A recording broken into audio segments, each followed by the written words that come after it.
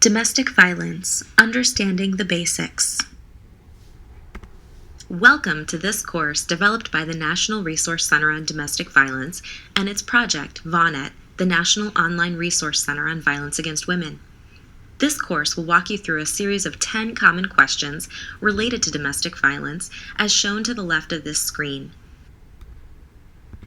After completing this course, you will understand the dynamics and common tactics that characterize domestic violence, recognize the scope and impact of the problem on individuals and society, be able to identify the underlying factors that allow domestic violence to exist, gain insight into the various risks and choices that survivors face, and learn how to be part of the solution.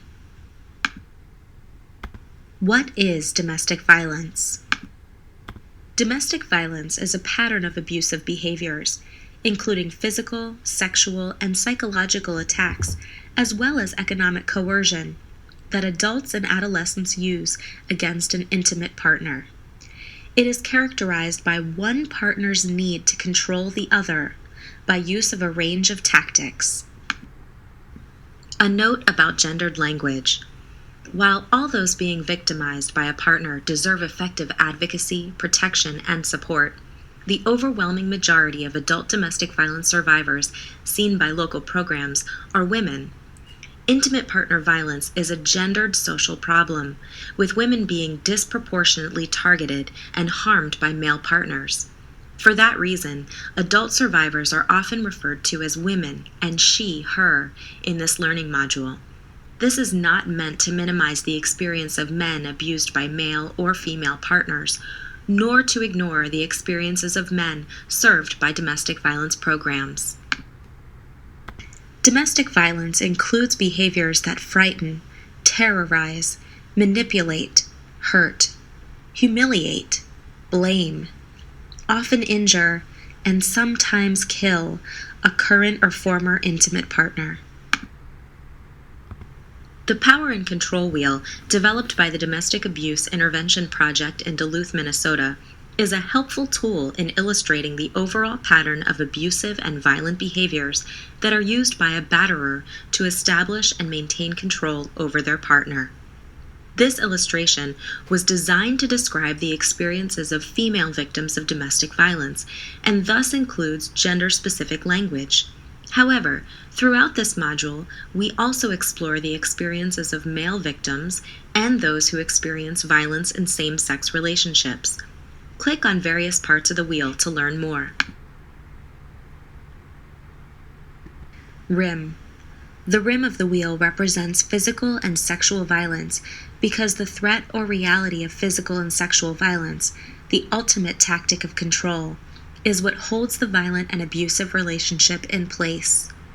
Even when the abusive relationship does not include the reality of physical and sexual violence, the threat is always there for the victim, and the fear that goes along with that threat allows the abuser to take control of the woman's life and circumstances. Intimidation. Making her afraid by using looks, actions, and gestures, smashing things, destroying her property, abusing pets, displaying weapons. Emotional abuse. Putting her down, making her feel bad about herself, calling her names, making her think she's crazy, playing mind games, humiliating her, making her feel guilty.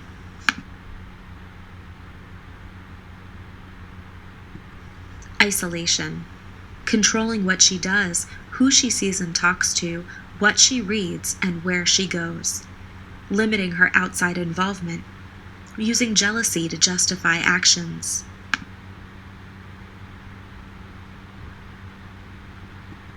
Minimizing, denying, and blaming. Making light of the abuse and not taking her concerns about it seriously. Saying the abuse didn't happen. Shifting responsibility for abusive behavior, saying she caused it. Using children, making her feel guilty about the children, using children to relay messages, using visitation to harass her, threatening to take the children away. Male privilege, treating her like a servant, making all the big decisions, acting like the master of the castle, being the one to define men's and women's roles.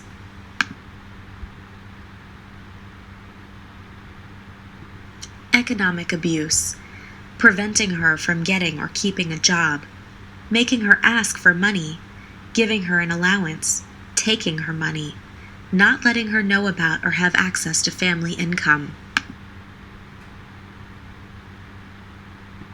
Coercion and threats, making or carrying out threats to do something to hurt her, threatening to leave her, commit suicide, or report her to welfare, making her drop charges, making her do illegal things.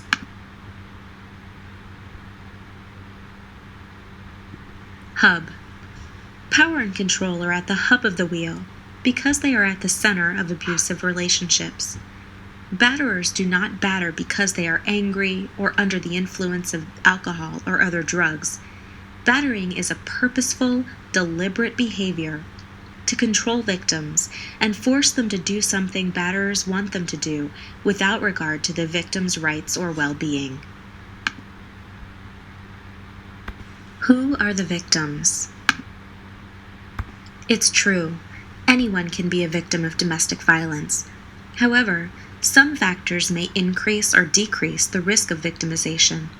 For example, gender, socioeconomic status, immigration status, ethnicity, and ability or disability. The purple and blue silhouettes shown here represent the proportion of the United States population that are victims of domestic violence. Click on these silhouettes to learn more about various risk or protective factors within the context of victims' experiences of abuse. African Americans. Black females have historically experienced intimate partner violence at rates higher than white females. In 2007, Black female victims of intimate partner homicide were twice as likely as white female homicide victims to be killed by a spouse. Black females were also 4 times more likely than white females to be murdered by a boyfriend or girlfriend. Recent research indicates that approximately 4 out of every 10 non-Hispanic Black women have been the victim of rape, physical violence, and/or stalking by an intimate partner in their lifetime. Asians and Pacific Islanders. According to data from the National Violence Against Women Survey, Asian and Pacific Islander women reported significantly lower rates of intimate partner violence than do women of other racial backgrounds. It has been suggested, however, that the lower rates may be due to underreporting, as traditional Asian values emphasizing close family ties and harmony may discourage Asian women from disclosing physical and emotional abuse by intimates. Recent research indicates that about 1/5 of Asian or Pacific Islander women, 19.6%, in the United States report that they have been the victim of rape, physical violence, and/or stalking by an intimate partner in their lifetime. Latinas. Recent research indicates that more than 1/3 of Hispanic women, 37.1%, in the United States report that they have been the victim of rape, physical violence, and/or stalking by an intimate partner in their lifetime. Native Americans and Alaska Natives. Historically, American Indian and Alaska Native women have reported significantly higher rates of intimate partner violence than do women of other racial backgrounds. Approximately 4 out of every 10 women of American Indian or Alaska Native race or ethnicity have experienced rape, physical violence, and/or stalking by an intimate partner in their lifetime. Older adults. Too few studies have focused on domestic violence against older adults. Existing research suggests that most abuse in later life appears to be perpetrated by family members. Random sample studies have found a higher percentage of spouse or partner abuse than abuse by other family members or caregivers.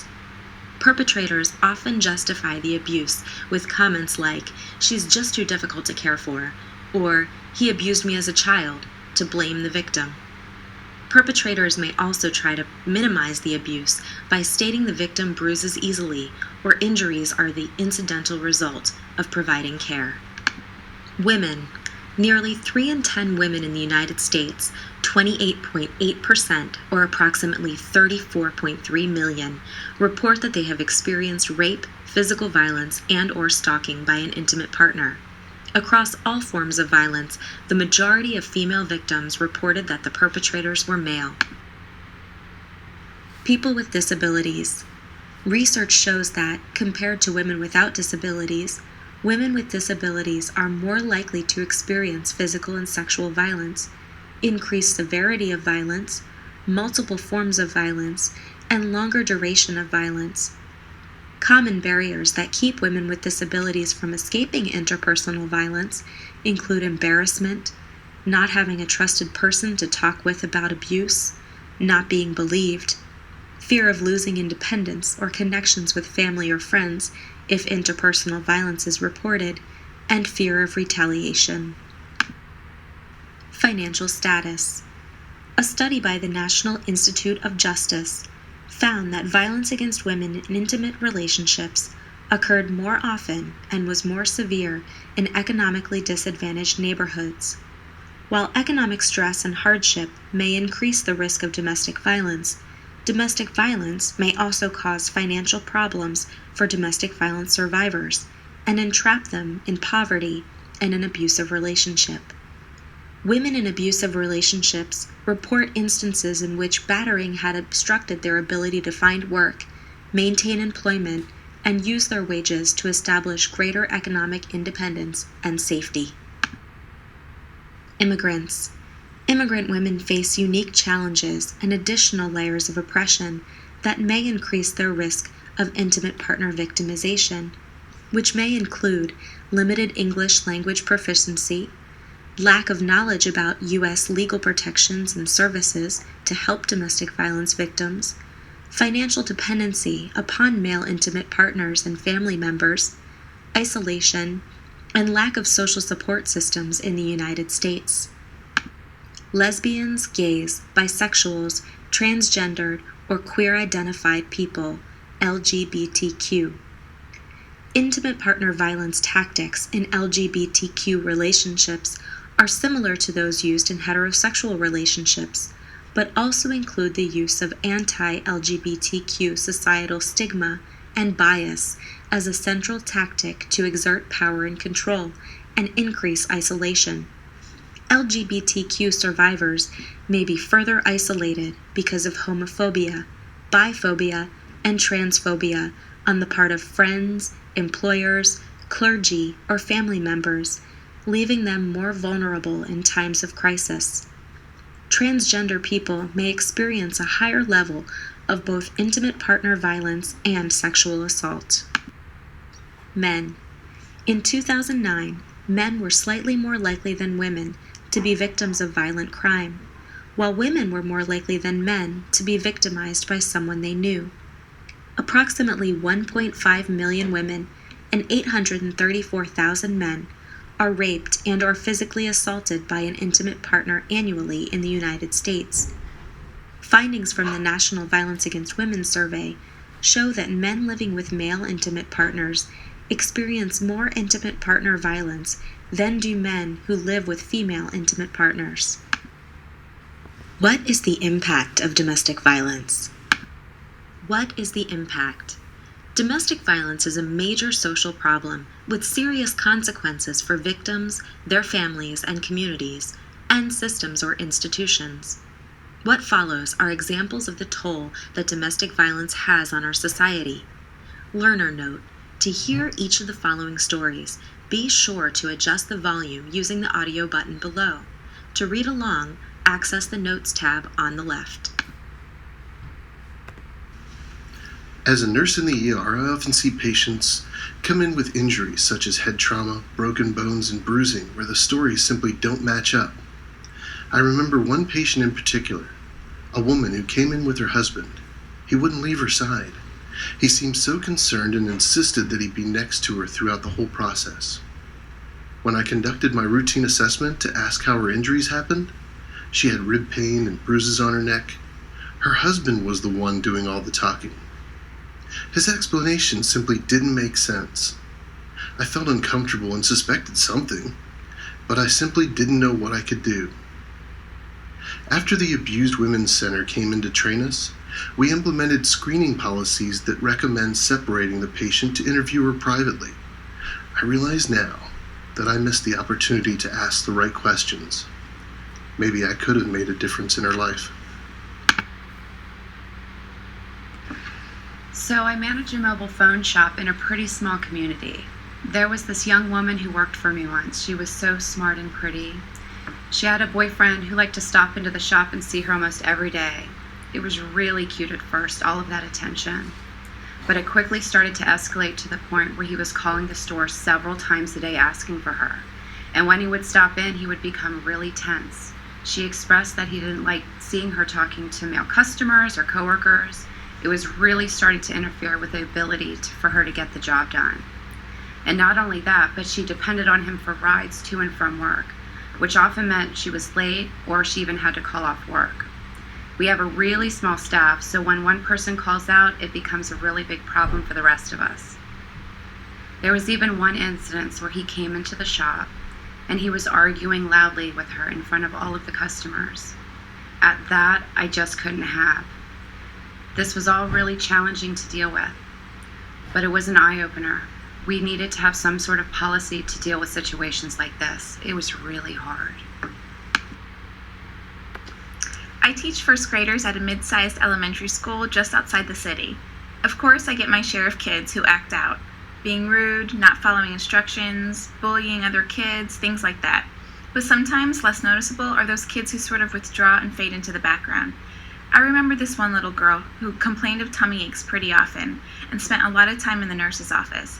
She was quiet and withdrawn and seemed to have low self-esteem, but she was really helpful around the classroom and always wanted to be the teacher's helper, even wanting to stay after school. I built a pretty strong relationship with her, and one day after school she told me, in her own little disjointed way, that sometimes her dad hurt her mom and it made her scared. It was scary to hear that. How many other kids may be dealing with the same thing at home and we just don't know? I've been a township cop for almost 10 years, so I've been around the block a few times, and I would estimate that I spend about a quarter of my time on duty responding to domestic calls. It's one of the major crimes that we deal with in law enforcement.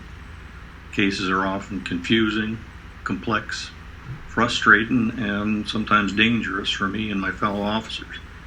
In fact, 6 years ago, I lost a partner in responding to a dangerous domestic call, so I saw firsthand what an abusive man is actually capable of. And if I was terrified, I can imagine what it must have been like for his wife and child. He was holding them hostage at gunpoint and shot my partner before he shot himself. His wife and kids survived, but is that really justice? Why does domestic violence exist? The ecological model has been increasingly used to help answer this very important question. According to this model, domestic violence results from the interplay of a variety of factors at different levels of the social environment. By levels of the social environment, we mean the society, the community, the relationship, and the individual. There are a few variations of the graphic depicting the ecological model. Here, we are using 4 concentric circles to illustrate the many factors that may increase the risk for domestic violence at each level. Click on each circle to learn more. Society. The 4th outermost circle represents the societal level, that is, the economic and social environment, including cultural norms condoning violence and enforcing rigid gender roles. This macro level exercises influence through policies, specific governmental or economic decisions, ideologies, and belief systems. At the societal level, therefore, larger social injustices and inequalities, such as sexism, social exclusion, and racism, help perpetuate domestic violence.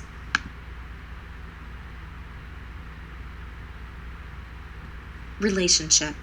The second circle, or relationship level, represents the immediate context in which abuse takes place. The family is generally the site and context for most domestic violence incidents.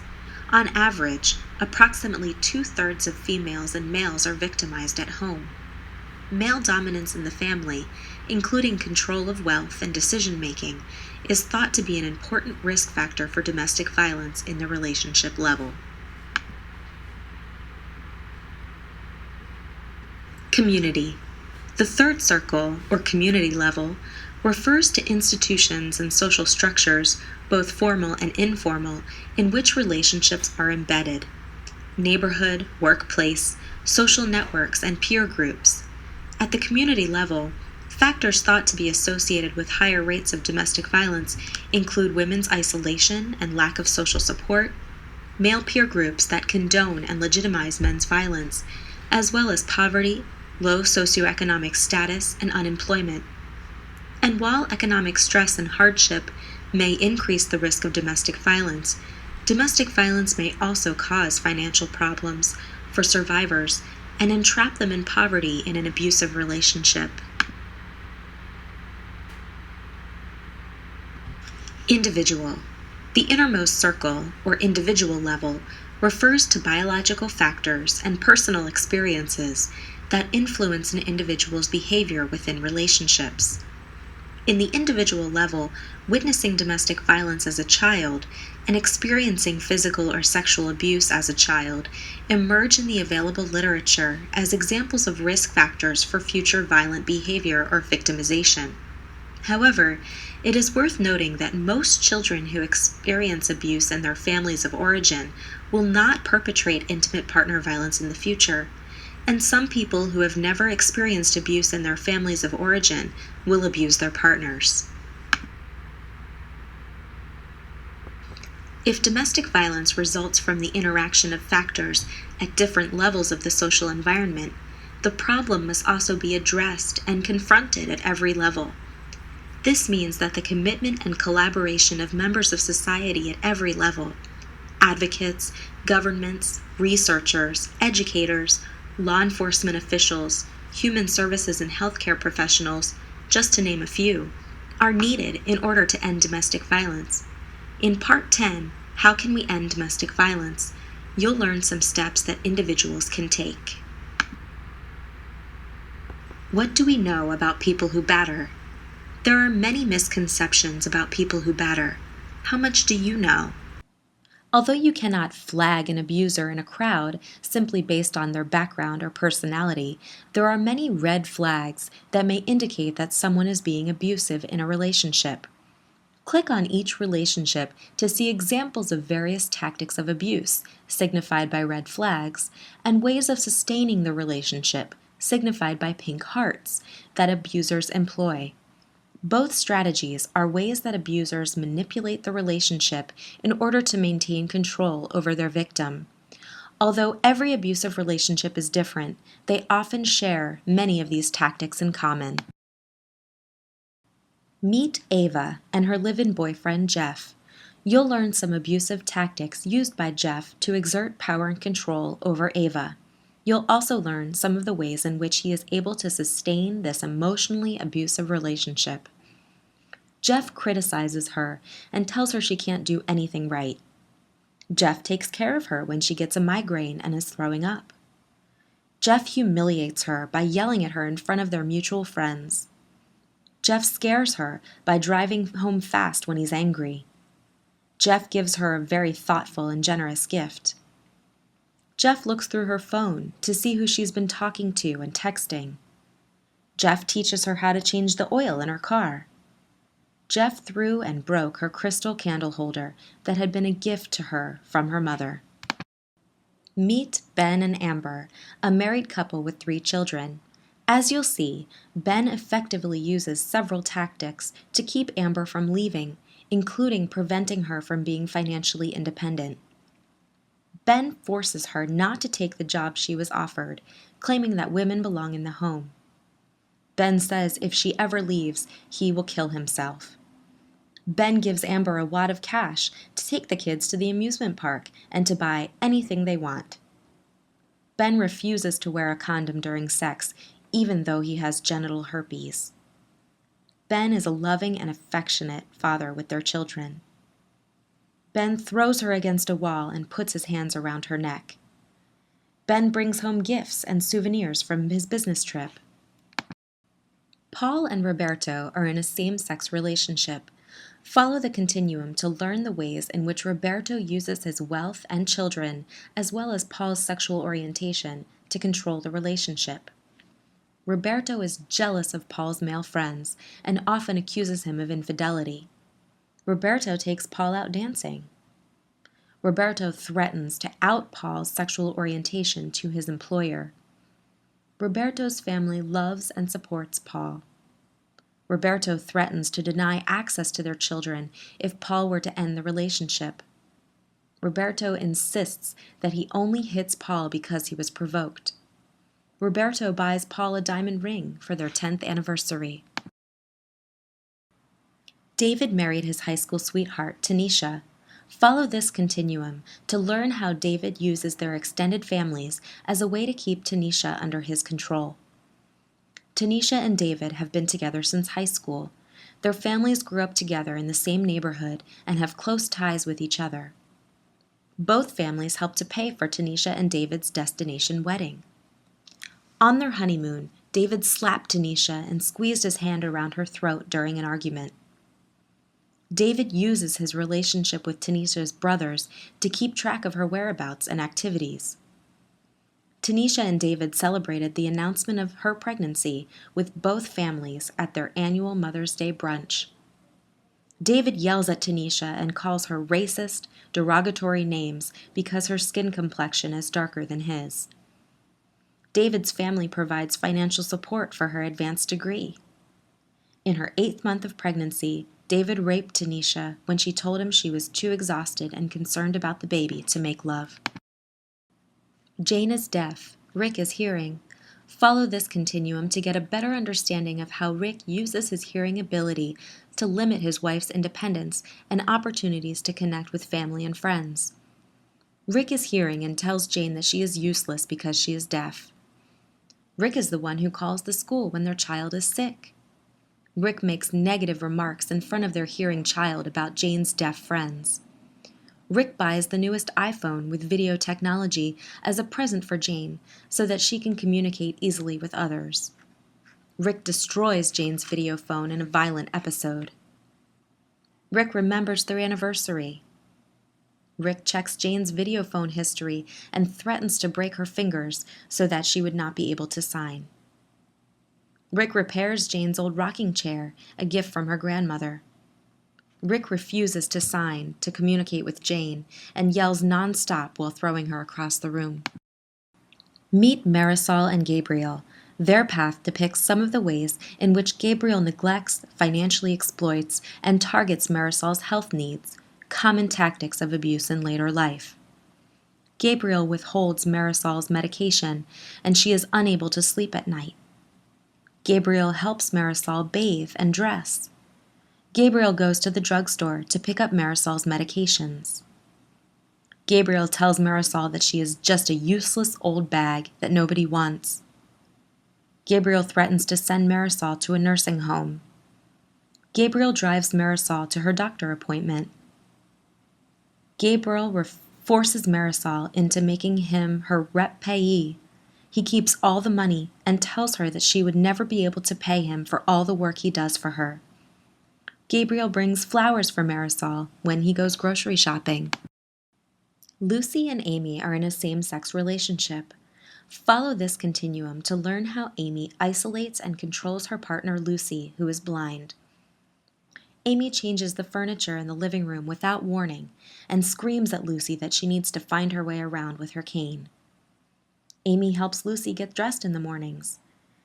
Amy reads the paper to Lucy in the morning over coffee. Amy hides Lucy's screen reader to prevent her from reading her friends' emails. Amy threatens to hurt Bo, Lucy's seeing eye dog. Amy takes Lucy to the symphony for her birthday. Amy is jealous of Maria, Lucy's old friend from high school. There are several types of services and interventions being used across the U.S. for working with men who batter. Batterer intervention programs, or BIPs, the most traditional form of treatment, are not available in every community, nor will every domestic violence victim bring her case to the attention of the criminal justice system. Therefore, alternative forms of batterer accountability are in place, with more or less success, throughout the country. Please be aware that some who provide these services or interventions may not have domestic violence training and may not fully understand the advantages and limitations of each approach. Others, however, fully understand the critical need to prioritize victim safety and batterer accountability, taking into account the expertise of and making themselves available to victims' advocates. Click on the stop signs to get brief information and links about each approach to batterer accountability. Anger management. Batterers may often turn, either voluntarily or by means of a court order, to anger management classes for help with their abusive behavior toward their partners. However, there are many differences between anger management and certified batterer intervention programs, or BIPs. Perhaps the most important difference is the fact that, contrary to anger management programs, BIPs are specifically designed to work with domestic violence offenders. Anger management is often mandated by courts for a wide range of individuals, including aggressive drivers and violent perpetrators of stranger violence, and the classes usually offer skills and techniques thought to help people manage their anger. Domestic violence, on the other hand, is not caused by a loss of control on the part of the batterer. Domestic violence is a pattern of abusive and coercive control directed toward an intimate partner. Some domestic violence advocates have loudly objected to the use of anger management as an effective tool in working with batterers. For instance, as Frank and Golden stated, with decades of experience to draw upon, we have determined that most people who are thought to need anger management programs already know how to manage their anger, and do so on a daily basis in a wide variety of settings. Along the same lines, Garvin summarizes the issue by saying, batterers use their anger instrumentally and strategically. If a situation calls for the effective use of anger, the batterer will summon his anger to do the job. The batterer may just as effectively use his sorrow, sadness, or shame to be an effective and coercive means to establish, maintain, or regain control. Simply stated, battering is purposeful, instrumental, and strategic behavior designed to bring about a result. BIPs. Batterer Intervention Programs, or BIPs, are group treatment programs for men who batter. These programs vary in length, from an intensive weekend retreat to 52 weekly meetings, and are generally offered by 1 to 2 professionally trained facilitators working with a group of about 8 to 10 men. BIPs usually combine didactic teaching along with psychosocial or therapeutic processing among group members, with many programs drawing heavily on cognitive, behavioral, and learning models of intervention and on a gendered analysis of power. Advocates and researchers alike have debated over the years whether or not there is a cure for batterers.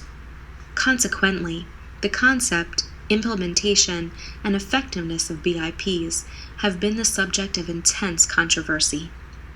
Positive, yet limited conclusions have been drawn from recent reviews of the available literature. One of the key findings is that BIPs have a modest but positive impact on ending violence across studies, with some studies showing them to have a much larger impact on participants when compared to men not participating. Couples counseling. Often, batterers and victims may seek couples counseling before or in lieu of domestic violence services as a means to preserve the relationship. Couples counseling also appeals to many victims who do not wish their batterers to go to jail, but simply to change their behavior. However, some domestic violence advocates argue that couples counseling is inappropriate in the context of an abusive relationship, even when both parties request it or want to maintain the relationship. Couples counseling is designed to address relationship problems. Domestic violence is not a relationship problem, but rather a behavior that is solely the responsibility of the abusive person. Victims who are controlled or intimidated by their partners may not speak freely during couples therapy for fear of retaliation. In turn, they may be perceived by their therapists as uncooperative or unwilling to work on the relationship because they are not freely engaging in the dialogue expected in couples counseling. The victim may be asked to modify her behavior so as not to provoke her partner, which implies that the victim is somehow responsible for the abuse. The victim's behavior is neither an excuse nor justification for abuse, and it is the batterer's motivation and commitment to ending the abuse that will determine whether or not things will change. Criminal justice. The criminal justice system has a crucial role to play in responding to domestic violence by according this crime the same prosecution efforts as any violent offense. In addition to holding batterers accountable for their criminal conduct, prosecution of offenders in domestic violence cases can protect the victim from additional harm and deter the abuser from committing further acts of violence, reduce children's exposure and potential injury, as well as reinforce a community's refusal to tolerate domestic violence. It is important to acknowledge, however, that the criminal justice system is not a remedy or solution for all problems and is not always able to provide the justice victims seek. Advocates continue to work tirelessly toward changes in laws and systems to better provide safety for victims and hold batterers accountable. The Duluth Model. The continued expansion of intervention services for men who batter has led to the coordination of these services with other critical community programs to best provide safety to victims and accountability for perpetrators. The Duluth Model is one of the earliest and best-known coordinated responses in the country. The model is based on an interagency approach that brings justice and human service interventions together, from police to prosecuting attorneys to criminal court officers to social services, in order to ensure safety for victims and hold batterers accountable for their behavior. One of the main premises of the Duluth Model is that the primary responsibility of placing controls on abusers belongs to the community and the individual abuser, not the victim of abuse. Find additional information about the Duluth Model at www.theduluthmodel.org. Emerge. Emerge, a Massachusetts certified batterer intervention program and training site, was the first abuser education program in the United States. Since 1977, Emerge has been a national leader in the field. Emerge teaches that domestic violence is a learned behavior, not a disease or sickness. In addition, it supports grassroots, institutional, and cultural efforts to stop partner violence, sexual assault, and child abuse, while recognizing that other oppressive life circumstances, such as racism, poverty, and homophobia, create a climate that contributes to partner violence. For additional information, contact Emerge at 617-547-9879 or visit their website at www.emergedv.com. Faith-based support. Communities of faith play a critical role in responding to domestic violence, as members often reach out to their religious leaders for direct support and counseling. In this sense, batterers may turn to faith leaders, either as a means of legitimizing the abuse or to seek guidance and support in understanding and changing their behaviors. In order to create responses to domestic violence that are safe and supportive for victims and survivors, it is necessary that faith leaders acknowledge domestic violence and continually educate themselves and the entire community about the issue. Faith-based counseling may be a helpful tool in the accountability process if the survivor has agreed and feels safe with clergy working with the batterer, and when clergy has received domestic violence training. However, available research generally encourages faith leaders to hold abusive men accountable for their behavior through appropriate interactions and referrals to batterer intervention programs. For additional information, please visit the website of the Faith Trust Institute at www.faithtrustinstitute.org. Restorative justice. The term restorative justice is used to refer to a variety of informal methods for addressing crime based on dialogue involving victims, offenders, and their communities. Some activists and scholars have been investigating the applicability of restorative justice in the context of domestic violence as a means to expand opportunities for survivors and increase accountability for offenders. Restorative justice practices have as their primary goal the reparation of harm rather than punishment, and they can be employed at many points in the criminal legal process. For example, to prevent cases from being prosecuted, as part of formal sentencing for a conviction, during time in prison or jail, or after the release from incarceration. Therapy. Many people may incorrectly associate domestic violence to a mental illness on the part of the batterer. In fact, courts throughout the country may use mental health treatment as a penalty for men's acts of assault against their partners. An order for mental health counseling as a sanction for an assault may not be the appropriate response, as counseling is not designed to hold people accountable for criminal acts or to monitor unacceptable behavior. Moreover, as Garvin explains it, if you treat a mentally ill batterer by treating his mental illness, you are left with a better mentally and psychologically adjusted batterer. One issue did not cause the other, so it only stands to reason that one issue cannot cure the other. While counseling can be helpful to people with a wide range of life issues, it has never proven useful in stopping crimes. Therefore, appropriate criminal sanctions, coupled with social change and prevention efforts, continues to be our best effort at addressing domestic violence. Why do victims stay? Put yourself in her shoes. Listen to the following stories from 2 survivors of domestic violence. You will hear each survivor describe her life circumstances at the time that she is victimized. As you listen, see if you can identify the various risks that each survivor faces and think about what options might be available to them. Afterwards, you will have the opportunity to share your observations and ideas. My name's Tanya, 28-year-old.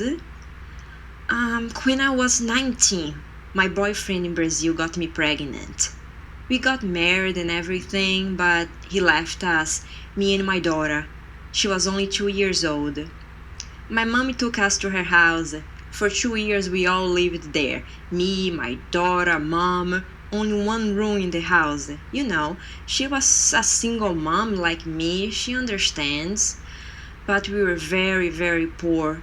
She really can't work because of her back and stuff. Then my friend Marcia said all the time, come to Estados Unidos, you can find work in America, come. So I came here and got job as a nanny. Marcia helped me a lot. I make good money now, $300 every week. These people I work for are rich. All my money goes to Brazil, you know, my daughter and mom, so they don't go hungry. My boyfriend John helps me. I live with him for 4 years now. He works a lot. His family is sweet. He's sweet too sometimes. His family is all I have here. His mom and sisters are good to me. They babysit so that I can work. John and I have a little one. He's 2 years old, and I'm pregnant again. He helps me with English.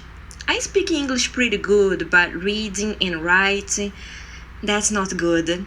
You know, I couldn't go to class and stuff. But he's angry that I'm not divorced from my first husband. He tells me that I'm used up and no good.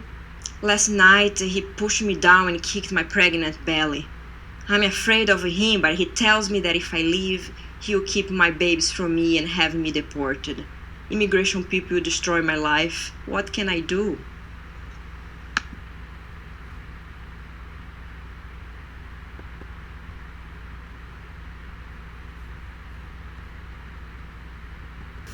Take a moment to record some of your observations from Tanya's story.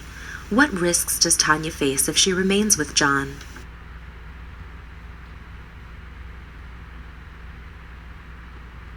What risks does Tanya face if she leaves John?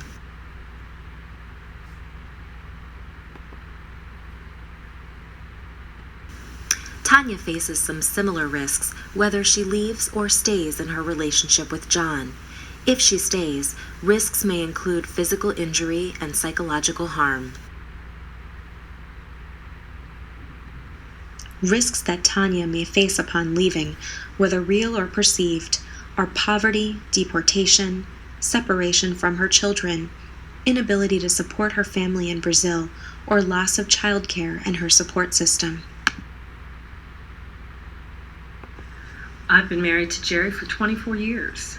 We met in college and lived together through grad school. He was studying law and I studied education. His proposal came right after graduation and swept me off my feet. He was everything I ever wanted in a man. At 26, I gave birth to our first child, a daughter who's now 22 years old and enrolled in an Ivy League school herself. I also have a teenage son who's a junior in high school. Jerry is a well-respected judge in our community. His career has afforded us a nice lifestyle in a gated community, and our children are well-positioned for success. Everybody loves Jerry. And he loves to host grand parties. In fact, I spend a lot of my time coordinating dinners and cocktail parties. You see, Jerry prefers me not to work. In fact, he insists that I stay at home and continue to manage our social engagements. But honestly, I feel unfulfilled. When I get depressed about it, he only suggests that I'm unable to control my bipolar disorder. He calls me crazy. Now, I do take medication and I also drink, partly I think to cope with my depression. But he drinks too. And when he drinks, he becomes really mean. His drinking has led him to do many hurtful things, like force me to do humiliating and demeaning things in the bedroom. There's no lovemaking anymore between us. I guess he saves that for his mistresses. But I put on a happy face because it's important that I protect our family's reputation, especially in our social circle. Saying anything about what it's really like would cause a scandal worthy of the papers, not to mention that nobody would believe me.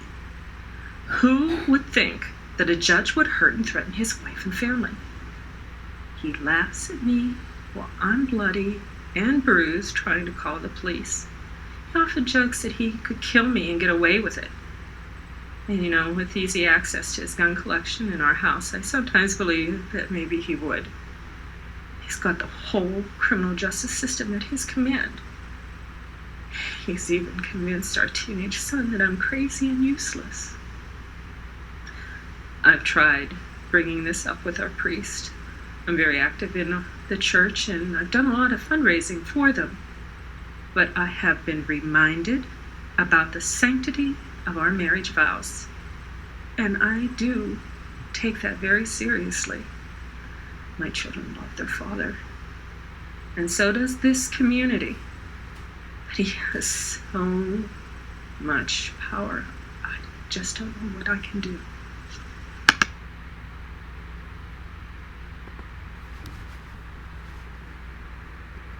Take a moment to record some of your observations from Elizabeth's story. What risks does Elizabeth face if she stays with Jerry? What risks does Elizabeth face if she leaves Jerry?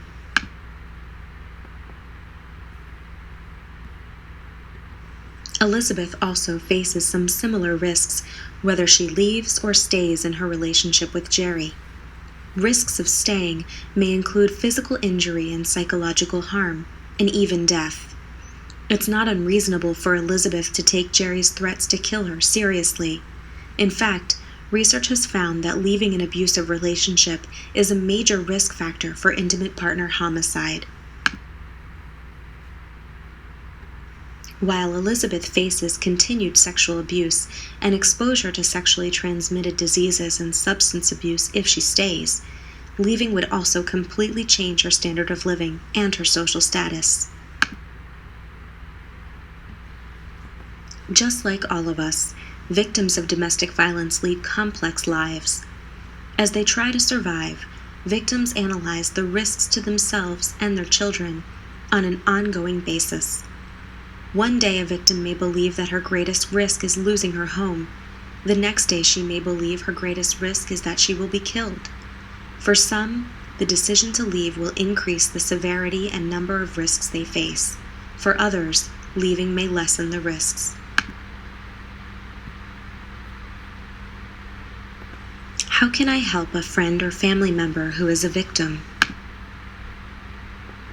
Don't be afraid to let him or her know that you are concerned for their safety. Help your friend or family member recognize the abuse.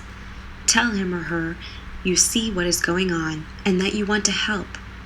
Help them recognize that what is happening is not normal and they deserve a healthy, nonviolent relationship. Acknowledge that he or she is in a very difficult and scary situation. Let your friend or family member know that the abuse is not their fault. Reassure him or her that they are not alone and that there is help and support out there. Be supportive. Listen to your friend or family member. Remember that it may be difficult for him or her to talk about the abuse. Let him or her know that you are available to help whenever they may need it. What they need most is someone who will believe and listen to them. Be non-judgmental. Respect your friend or family member's decisions. There are many reasons why victims stay in abusive relationships. He or she may leave and return to the relationship many times. Do not criticize his or her decisions or try to guilt them. He or she will need your support even more during those times. Encourage him or her to participate in activities outside of the relationship with friends and family. If he or she ends the relationship, continue to be supportive of them. Even though the relationship was abusive, your friend or family member may still feel sad and lonely once it is over. He or she will need time to mourn the loss of the relationship and will especially need your support at that time. Help him or her to develop a safety plan. Encourage him or her to talk to people who can provide help and guidance. Find a local domestic violence agency that provides counseling or support groups. Offer to go with him or her to talk to family and friends. If he or she has to go to the police, court, or a lawyer, offer to go along for moral support. Remember that you cannot rescue him or her. Even though it is difficult to see someone you care about get hurt, ultimately the person getting hurt has to be the one to decide that they want to do something about it. It's important for you to support him or her and help them find a way to safety and peace.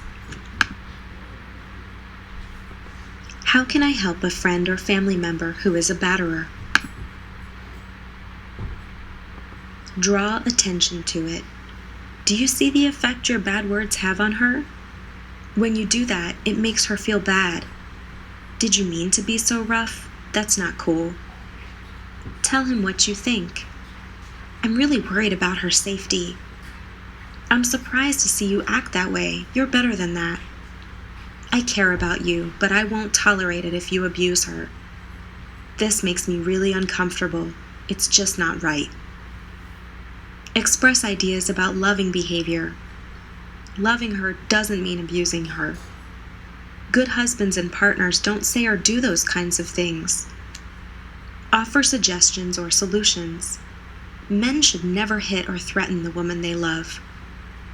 Kids learn from their parents. Is this how you want your son to treat women? How would you feel if your daughter chose someone who acted like this? Call me if you feel like you're losing control. Maybe you should try counseling. You should talk to your faith leader and see what he or she suggests. If his behavior is criminal, tell him so. Hey, domestic violence is a crime. You could be arrested for this. You could end up in jail if you don't find a way to deal with your problems. Then what would happen to you and your family? He may not like it. He may not listen. He may get enraged, deny it, ignore you, or make excuses. He may want to talk about what she did to him. He may even laugh it off or make fun of you. Still, you need to say something. Your silence is the same as saying you approve. Or he may take you seriously and decide to change. If men learn to put down and abuse women from other men, they can also learn from other men how to respect women. When you decide that violence against women is unacceptable and choose to lead, other men will begin to think twice before they strike with their words or fists.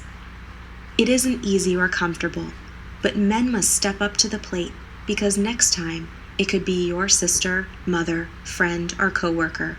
It's the right thing to do.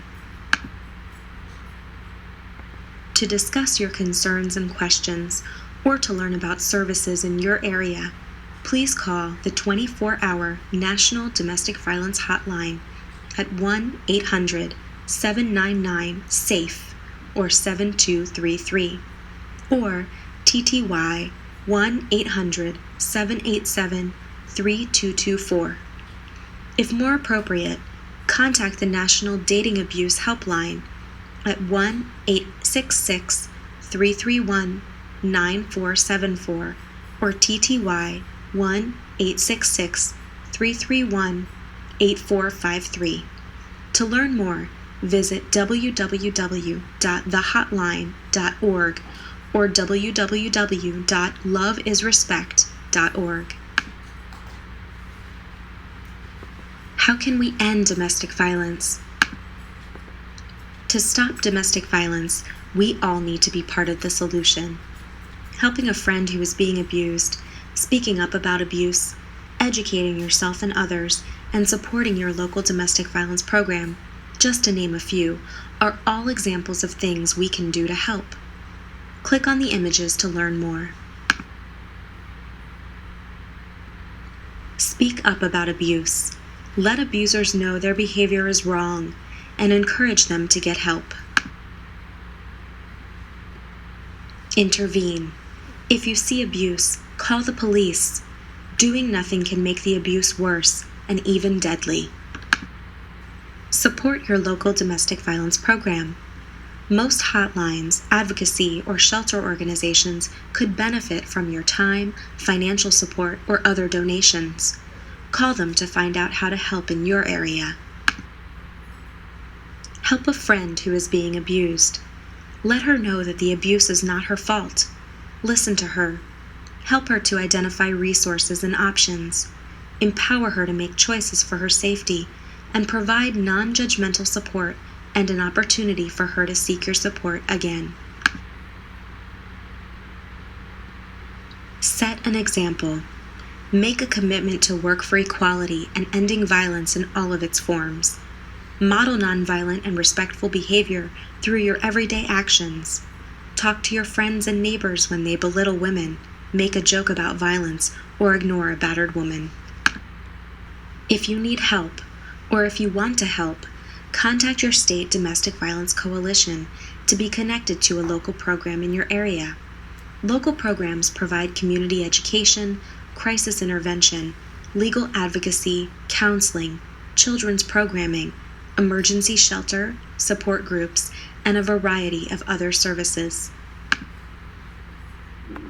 To learn more about domestic violence and related issues, visit the websites listed here.